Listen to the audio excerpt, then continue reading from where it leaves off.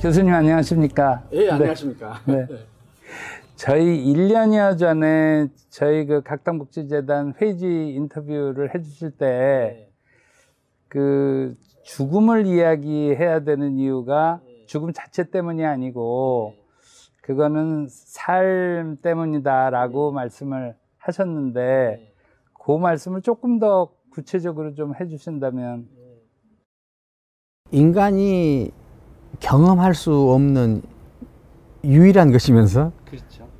경험할 수 없는 유일한 것이면서 또 가장 어떻게 보면 치명적인 거죠. 예, 죽음이라는 것이. 그래서 이 죽음을 인식할 때 자기가 더 도드라지게 드러나는 것 같아요. 예, 죽음을 인식하지 않고서는 분명한 자기를 만나기가 쉽지 않거든요. 근데 죽음을 의식하면서 자기가 자기한테 매우 분명해지고 자기가 자기한테 매우 분명해지면서 삶에 대한 각성을 시작할 수 있는 것 같아요.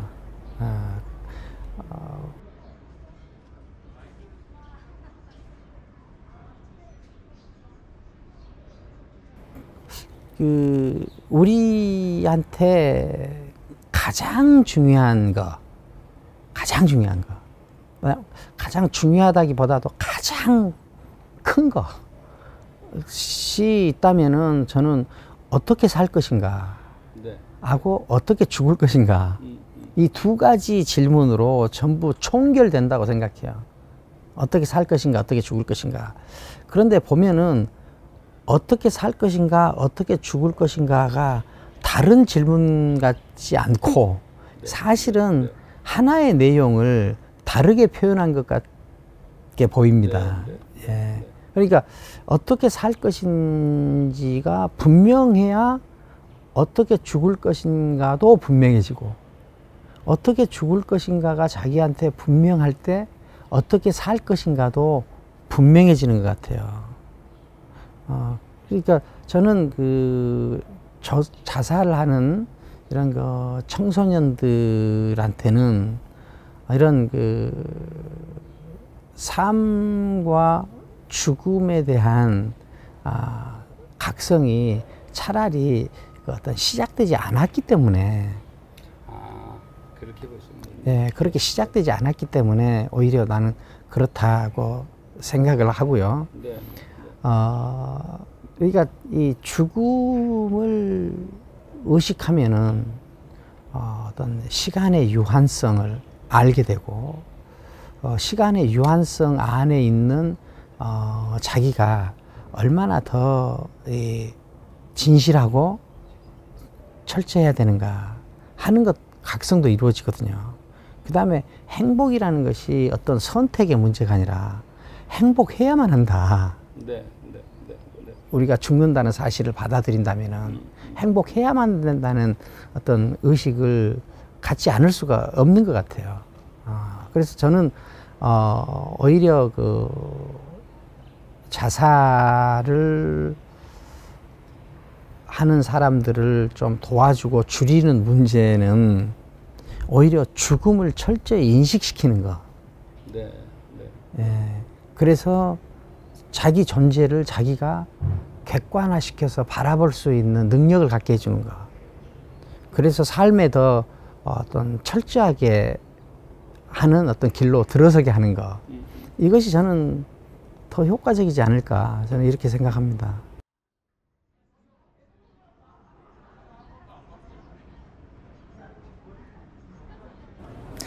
저희 재단에서 이제 삶과 죽음을 생각하는 회라는 거를 이제 제 어머니께서 시작을 하신 지 이제 올해로 30년이 됐습니다. 그 후에 이제 죽음에 대한 담론들도 많이 좀 늘어나기는 했는데, 저는 조금 아쉬웠었던 게 이제 죽음에 대한 이야기를 죽음 자체로 좀 너무 포커스하지 않나, 그런 염려가 조금 있거든요. 그런데 결국 죽음 이야기의 스펙트럼은 그게 뭐 철학, 문학, 예술, 종교, 저희 삶과 죽음 연구소 그 소장님은 이 자연과학도 포함을 하자 이런 말씀을 하시는데 결국 그 스펙트럼을 다 포함한다라고 볼 수 있지 않겠습니까? 저는 그렇게 볼 수 있어요. 방금 그 회장님께서 그동안에 우리는 죽음 문제를 직접적으로 대면하지 않았다 이렇게 말씀을 하시잖아요. 그런데 죽음 문제를 직접적으로 대면할 정도로 우리가 전체 사회적으로 수준이 올라가 있지 않았기 때문에 그렇거든요. 그 수준이 올라가 있지 않다는 거는 이 죽음이라는 것은 사실 가장 높은 단계에 있는 인식이에요. 사실 어떻게 보면은 비유적으로 말하면 가장 마지막 인식 혹은 가장 마지막 주제일 수도 있죠. 그래서 우리가 이 죽음이라는 것이 없었으면은 유한성이라는 것을 우리가 이렇게 철저하게 인식할 수 있을까요? 또 유한성이라는 것을 인식하지 않으면은 무한성이랄지 어떤 완벽함이랄지 이런 것에 대한 추구나 인식도 이렇게 철저할 수는 없었을 것 같아요. 이 죽음이 주는 어떤 그 인식의 기초, 이거는 인간한테 유한함을 알게 해주는 거예요. 유한함을 알게 해주면서 유한함을 넘어서는 무한함을 동경하게 만들고, 그렇다면 근데 완벽한 것이라는 그러면 도대체 어떤 것인가 하는 것까지도 알게 해주거든요. 그래서 우리가 이 죽음이라는 것에서부터 제기되는 유한성에 대한 인식이 없었다면은 어떤 그 여러 학문들 뿐만 아니라 대표적으로는 어떤 철학 이런 것이 생겨나는 것 자체도 힘들지 않았을까 저는 그렇게 봅니다. 그러니까 우리가 그 죽음의 문제를 그동안에 대면하지 않았다. 그리고 토론의 장에 공개적으로 이렇게 올리지 않았다 하는 문제들은 우리의 어떤 그 사유의 높이가 그렇게 높은 단계까지 가지 않았던 그런 삶의 조건하고도 관계가 있다고 봐요. 저는 그러니까 지금 우리가 이 좀 거칠게 이야기해서 이 어떤 선진국인가 아닌가를 따져야 될 정도로 우리가 경제적으로나 어떤 그 물질적으로 이렇게 올라와 있거든요. 이 올라와 있는 단계에서 이제 그보다 더 나은 단계를 인간이 추구하는 것이 하나의 상식이라면은 이제 그 어떤 철학적인 사유의 높이 이것으로 우리가 상승해야 되는데 그 철학적인 사유의 높이로의 상승에는 항상 죽음을 만날 수밖에 없죠. 죽음의 문제를 만날 수밖에 없죠. 그래서 저는 우리가 죽음의 문제를 그동안에 우리가 좀 어떻게 보면은 애써 좀 외면했거나 좀 다루지 않은 그런 느낌이 있다면은 우리 삶의 조건이 그 정도가 아니었을까. 근데 이제는 우리가 이보다 좀 더 나은 삶을 추구해야 되는 인식이 생겼기 때문에 자 그러면 가장 궁극적인 어떤 철학적인 주제, 그다음에 우리가 실존적인 가장 실존적으로 제기되는 가장 큰 문제 이것을 이제 받아들여야 될 때가 됐다. 인식해야 될 때가 됐다. 그래서 이제 지금 죽음의 문제를 대면하는 그런 자세를 가져야 된다라고 회장님께서 생각하시게 된 것 같아요. 그래서 저는 그 각당 문화재단에서 삶과 죽음 연구소를 이렇게 하시는 거는 이거 주제 자체가 가장 그 큰 주제이고 의미 있는 주제이기 때문에도 의미가 있지만 또 하나는 우리가 그 문제를 이제는 다뤄야 될 단계에 와 있다 하는 것에서도 의미가 있다고 봅니다. 지금 저희가 지난 30년 동안 죽음에 대해서 연구하는 분들이 많아졌고요. 그래가지고 대학교에 학과도 생기고 그래서 작년에 죽음교육협회라는 게 생겼습니다. 그래서 제가 이제 거기 이사장도 지금 맡고 있는데 오히려 젊은 층이 죽음 그러는데 아주 선선하게 받아들이는 층도 꽤 있고, 오히려 나이 좀 드신 이 기성 언론 쪽에서는 그냥 죽음 그렇게 하면 뭐 얘기를 하기 싫어하고, 그거를 어떻게 조금 쉽게 접근을 할 수 있을까요? 좀 회장님의 기대에 맞지 않는 대답일 수도 있는데, 저는 이 문제 자체가 아주 큰 문제고, 네. 사실은 심각한 문제거든요. 그럼 큰 문제와 심각한 문제를 받아들일 때는 거기에 맞는 수고를 해야 한다고 봐요. 그래서 저는 죽음의 문제가 어떻게 하면 쉽게 다가갈 수 있겠는가 하는 것을 저는 좀 고려하지 않는 편이에요. 쉽게 다가갈 수 없는 거기 때문에 이거는 그것을 그대로 대면하는 수밖에 없다.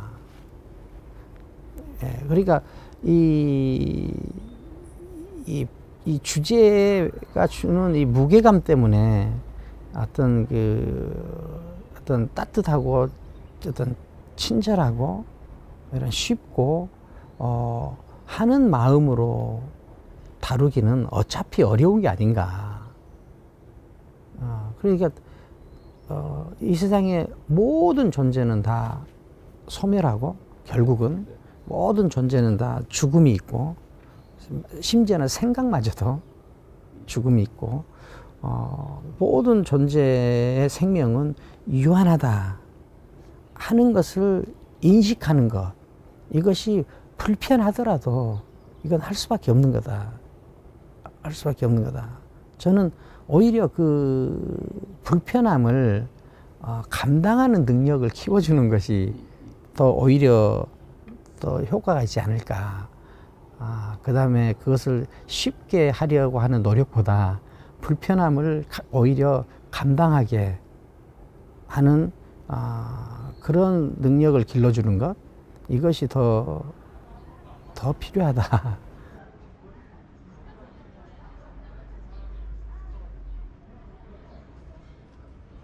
자신의 삶의 주인이 되라는 말씀을 많이 하시지 않습니까? 그리고 외로워지라는 말씀도 하시고, 그런데 말씀을 드리면서 얼핏 무슨 생각이 드냐면, 그 죽음에 대한 두려움에는 그건 혼자 갈 수밖에 없어서 거기서 오는 두려움도 상당히 크지 않을까.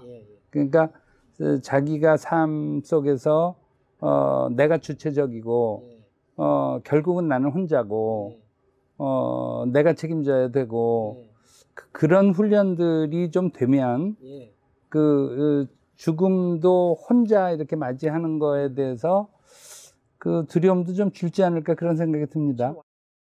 저는 완전 동의합니다. 네. 예. 근데 우리가 그 죽음을 이렇게 인식하고 자각하고 해야 되는 이유가 그 죽음에 대한 인식과 자각을 통해서 얻을 수 있는 가장 큰 효과는 자기가 자기한테 분명해진다는 거거든요. 내가 왜 사는지,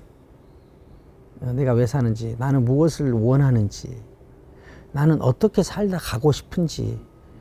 그러니까 자기가 자기로 존재할 때 반드시 일어나야 되는 어떤 질문들이 죽음을 인식하면 그 질문들이 쉽게 일어나거든요.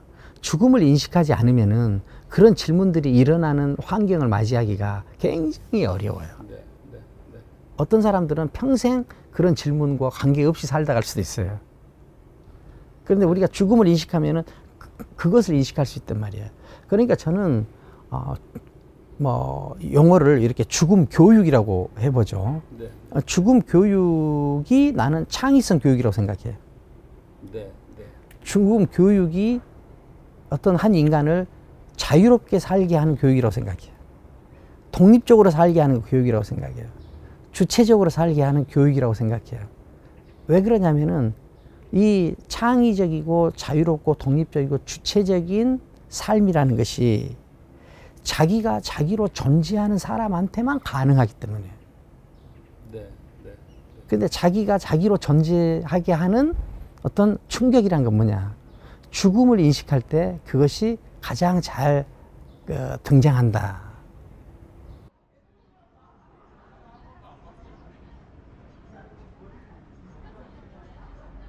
그러니까 저도 이제 60 중반이 넘었으니까 이제 뭐 길면 한 30년 아마 활동하는 거는 이제 한 10년 정도는 좀 비교적 활발하게 활동할 수 있지 않을까라는 생각을 하는데, 그러면 그 시간을 어떻게 쓸 것이냐, 뭐를 하다가 이 세상을 떠날 것이냐, 그 생각을 참 많이 하거든요.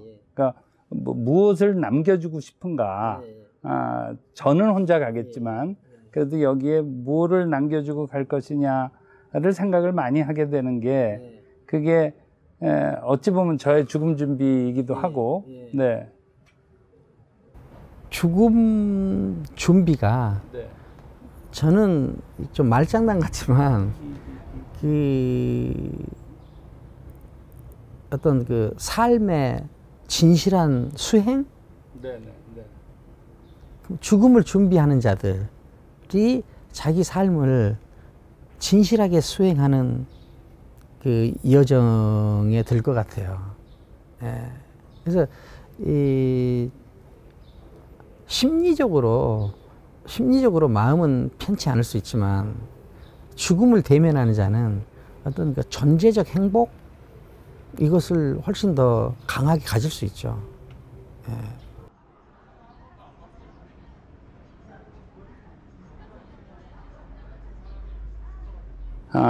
어떻게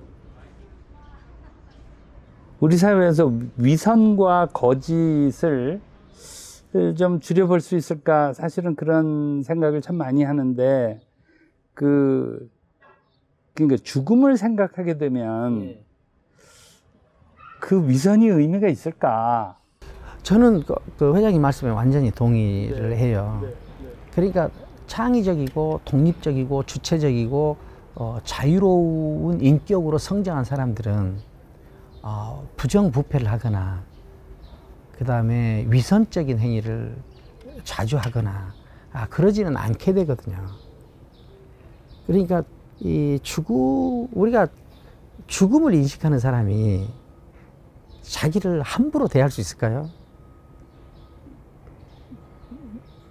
내가 좀 극단적으로 생각해서 내가 내일 죽는다고 할 때 오늘 나의 선택이 위선적이거나 부자유하거나 비독립적인 어떤 생각을 할 수 있을까?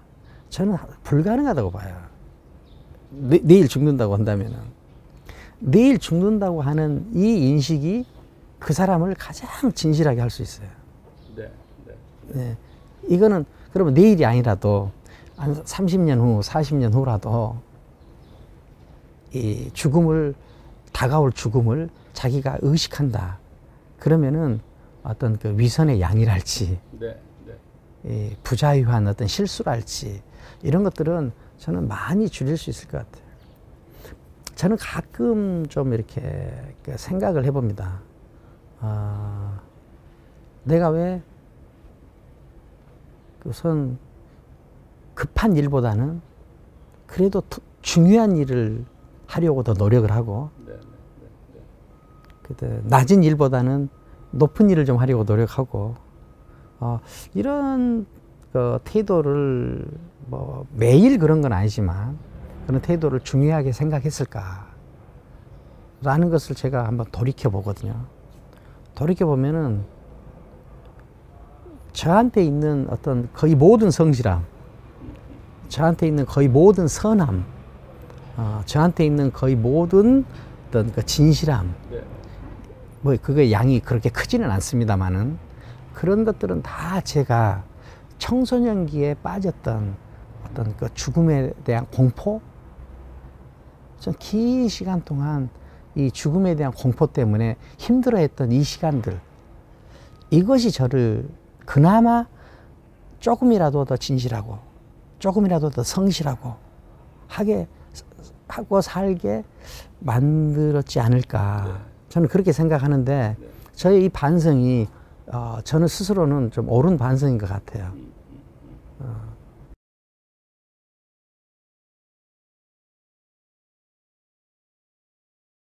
저는 내일 죽게 되면 어떻게 할까? 오늘 뭐가 달라질까? 안 달라질 것 같거든요. 오늘 살던 요 삶을 그냥 살고 최 교수님 뵙고 이러고 말씀도 듣고 그냥 그러다가 내일 죽고 싶지.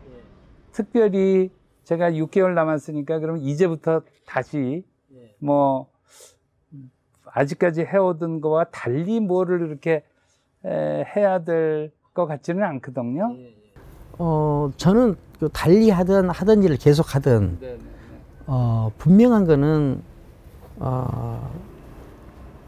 이 선택한 그 일에 대해서 당장 죽는다면 훨씬 더 진실해질 것이다. 훨씬 그 진실의 어떤 방향이나 내용이 하던 일을 그만두고 다른 일을 하게 되는 경우도 있을 거고 하던 일을 계속 더 철저하게 하는 경우도 있겠지만 그것과 상관없이 어쨌든 어떤 선택을 하든 더 진실할 것만큼은 매우 분명하다.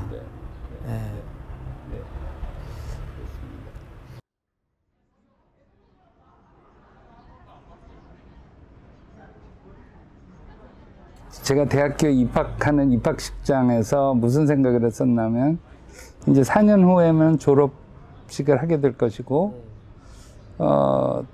모든 사람들이 대학 시절에 대해서는 되게 그리운 시절로들 추억을 하던데 저는 그 평생 그리워할 시대에 제가 접어들고 있는 거 아닙니까? 그러니까 요 하루하루를 아주 소중하게 보내서 졸업식 날 돌이켜보면서 내 대학 시절은 참 괜찮았어. 이런 생각을 해야 되겠다라고 그런 결심을 했었는데 이게 삶 전체도 같은 거 아닌가 싶습니다. 어떤 사람이 어떤 좀 더 현실적으로 큰 성취도 이루고 그다음에 자기 자신과 타인에 대해서 좀 진실하고 이렇게 삶을 살 수 있는 방법은 저는 어떤 소명을 갖는 거라고 생각하거든요. 즉 그걸 우리가 꿈이라고도 하고 비전이라고도 할 수 있는데 이런 소명을 가지면은 사람은 진실해지거든요. 그리고 매우 성실해져요. 소명을 가지면. 그런데 이 소명은 아니지만 누구나 맞이할 수밖에 없는 어떤 것. 그것이 우리가 죽음이잖아요. 죽음은 소명하고 성격은 다르지만 그것이 어떤 영향력이 크다. 충격적이다. 그 다음에 자기 존재에 대해서 반성을 하지 않을 수 없게 만든다. 라는 점에서는 소명보다도 더 강력한 것이라고 생각해요. 그래서 우리가 소명을 가져도 이렇게 진실해지는데 죽음을 품는다면은 얼마나 더 진실해질 수 있을까? 당연한 일이 아니겠는가?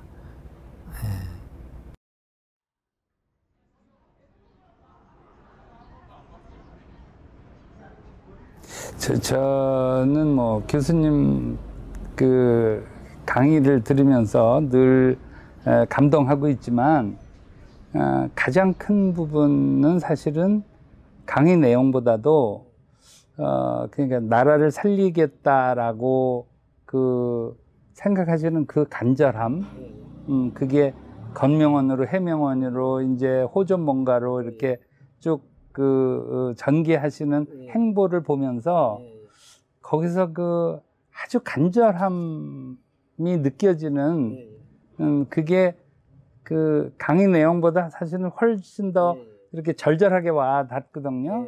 네. 근데 그러니까 저희 재단이 추구해온 이제 저희는 그러니까 삶과 죽음에 대한 담론이라든지 저희 어머니께서는 이제 이 세상을 아름답게 만들자 이제 그런 꿈을 가지고 오셨는데 그 두 가지가 이렇게 만나지는 점이 있을까요?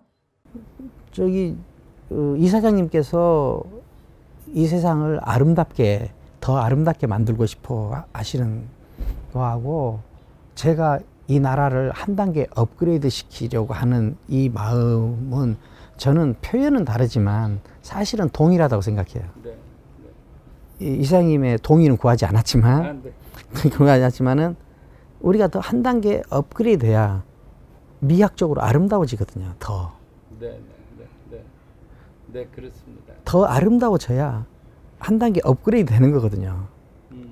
예. 그러니까 저는 그 아름다움을 추구하는 그 이사장님의 모친의 그 어떤 그 마음하고 우리나라를 한 단계 더 업그레이드 시키려고 하는 제 마음이 저는 그렇게 큰 차이가 있지는 않아 보입니다. 이렇게 어떤 재단을 만들어서 어떤 한 주제를 깊이 천착하고 그리고 그 주제를 세상 사람들과 나누고 싶어 하고 이렇게 하는 그 어머님의 태도나 저도 어떤 한 주제를 가지고 그것을 깊이 천착하고 그것을 공동체 저희 함께 하는 사람들과 이것을 함께 나누고 싶어 하고 이 구조가 다 같지 않습니까? 네. 그런데 저는 공통점이 하나 있다면은 아까 회장님께서 말씀하신 바와 같이 저는 간절함이라고 생각해요. 간절함. 저는 아주 간절하거든요. 네, 저도 아주 간절합니다. 그러니까 회장님도 아주 간절. 어머님도 아주 간절하신 것 같아요. 그러셨습니다. 간절하지 않은 사람은 일을 할 수가 없어요.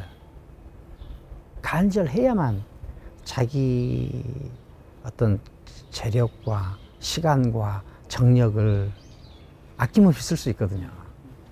그래서 저는 이 각당 재단에서 그런 간절함을 읽을 수 있었어요. 그러면 그 간절함이라는 것이 어디서 나오느냐? 이 간절함이 어디서 나오느냐? 이 간절함은 저는 자기가 자기한테 어떻게 살다 가고 싶은가? 나는 무엇을 원하는가? 나는 누구인가? 죽기 전까지 완수해야 할 소명은 무엇인가? 라는 이 질문에 대한 답이 자기한테 매우 분명해질 때 그 분명함의 정도만큼 간절함의 정도가 결정된다. 저는 그렇게 보는 것이죠. 그런데 그러면 그런 질문들은 어떻게 형성되는가? 어떻게 나오는가? 이렇게 볼 때 어떻게 해서든지 그 사람이 그 사람 자신에 대한 궁금증, 그 자신에 대한 호기심, 그 자신에 대한 관심, 그 자신에 대한 사랑, 이것이 있어야 되거든요. 그런데 이것을 있게 해주는 어떤 장치가 죽음에 대한 인식이다. 그것은 분명한 것 같아요.